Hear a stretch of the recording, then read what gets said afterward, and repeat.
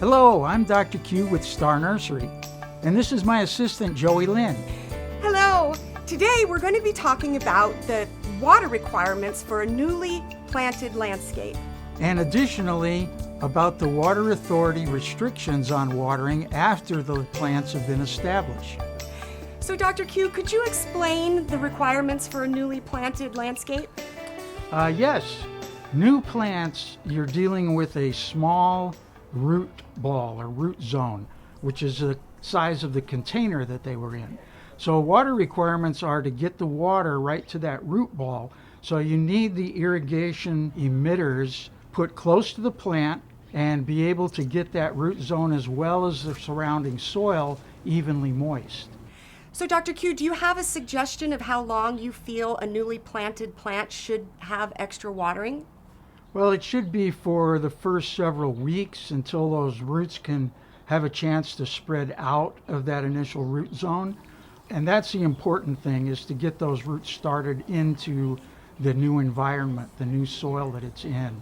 So after several weeks, maybe 4 or 5, depending on what time of year it is, you want to keep that irrigation close by, and you want to do it a little more often than you would once the plant's established. So after about a month or so, then we would change our watering clocks to reflect the Water Authority's seasonal watering restrictions. That's correct. Once those plants have established a good root system, then you would want to go to the regular watering schedule. And not so much change the amount of water that you give them, but the frequency following the restrictions. Some plants have different watering needs. How do we compensate for that? Well, as you can see, the landscape we have here is very drought-tolerant plant material, which all requires very little watering once the plants are established.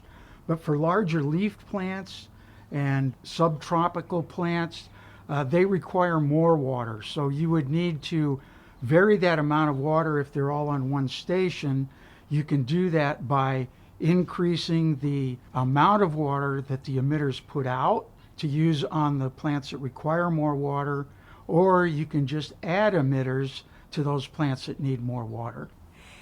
And as the plant grows in size, the water needs for that plant is going to change as well, correct? That is correct. As they get bigger, they're going to require more water to cool off their leaf surfaces, and they will have much more leaf surfaces as they grow.